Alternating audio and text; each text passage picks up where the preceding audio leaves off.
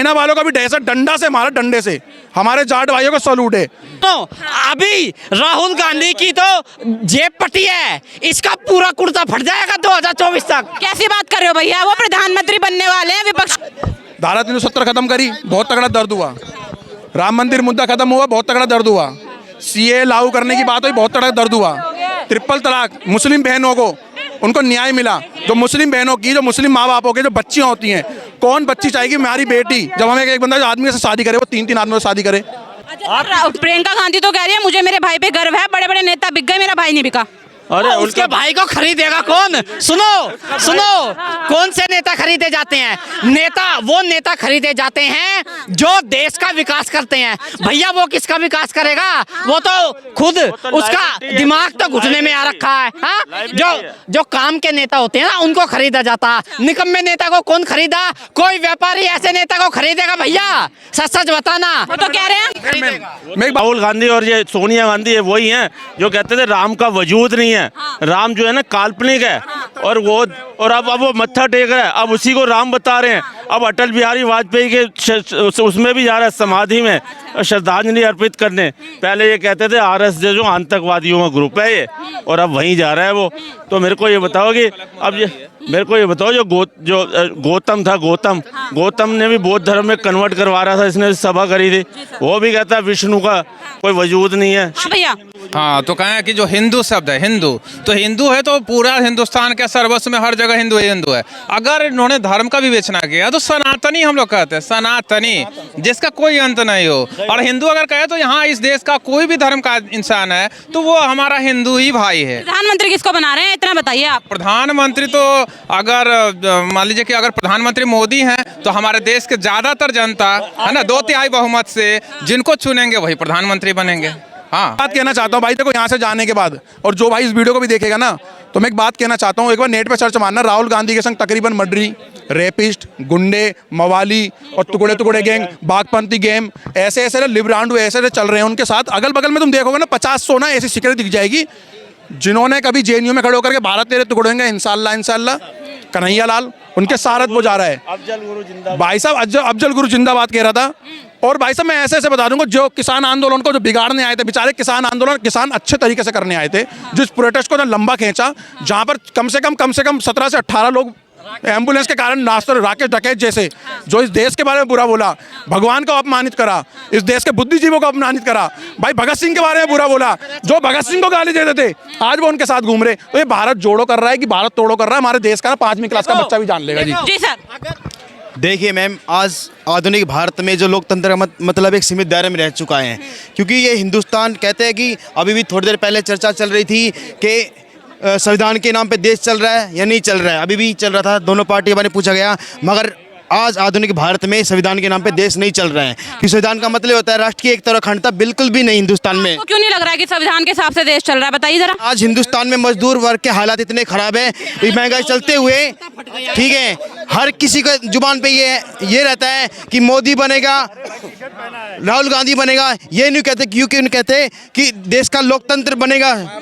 ठीक है, लोकतंत्र कैसे प्रधानमंत्री बनेगा भैया? प्रधानमंत्री पे चर्चा चल रही है। लोकतंत्र जीतता है, लोकतंत्र जनता चुनती है, जनता का हम अभिनंदन करते हैं। लोकतंत्र तो एक व्यवस्था है भैया। हाँ, लोकतंत्र या देखो जो देश का लोकतंत्र है ना वही सरकार बनाता है। और अगर आपको संविधान से क्या है बताओ, इस समय पूरे वर्ल्ड के अंदर इंडिया का नंबर 1 पे चल रहा है। और इससे ज्यादा प्राउड कितना फील होगा आपको, बताइए। अगर आप कहो कि भाई पुरानी सरकार, आपको कोई अच्छा लगता है कि भाई ये बंदा सही कर सकता है देश के, जो संविधान पे आप वो कर रहे हो। मैं किसी पार्टी हाँ तो नहीं, सुनिए मेरी बात, मैं किसी बात यही डिबेट नहीं, देखिए मैं किसी पार्टी के समर्थन में नहीं हूँ।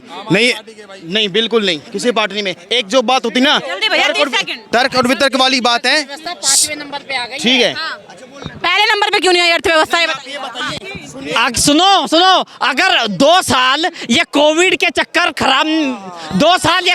चक्कर में 2 साल खराब ना होते ना तो पहले नंबर पे आ जाती। हाँ। ट्रिलियन इकोनॉमी हो जाती फिर तो। हो ही जाती 100%। और रुक जाओ, 2024 तक हो ही जाएगी। हाँ, हो ही जाएगी, पक्का, पक्की बात। सुनो, अभी राहुल गांधी की तो जेब पटी है, इसका पूरा कुर्ता फट जाएगा 2024 तक। कैसी बात कर रहे हो भैया, वो प्रधानमंत्री बनने वाले हैं, विपक्ष कह रहा है।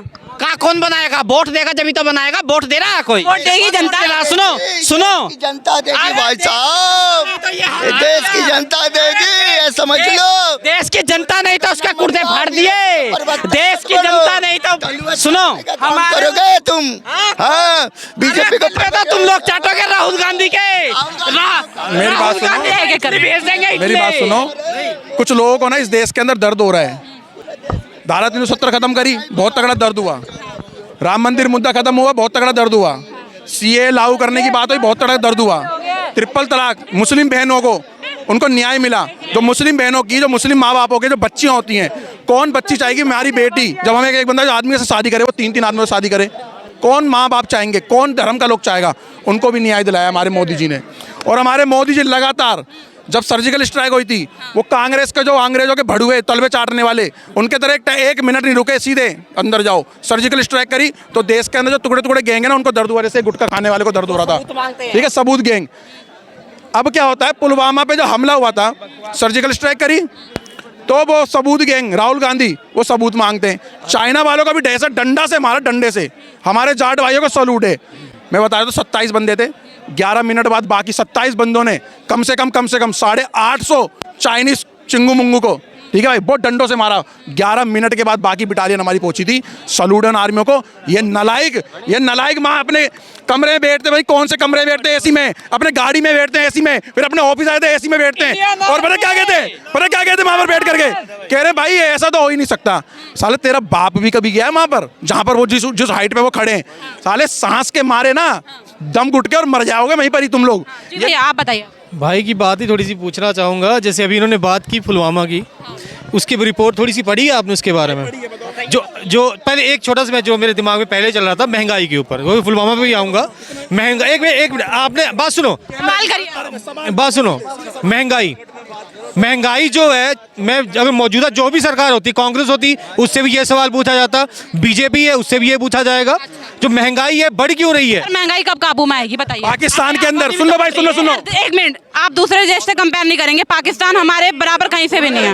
एक सेकंड मैम, एक मिनट, मेरी बात सुनो।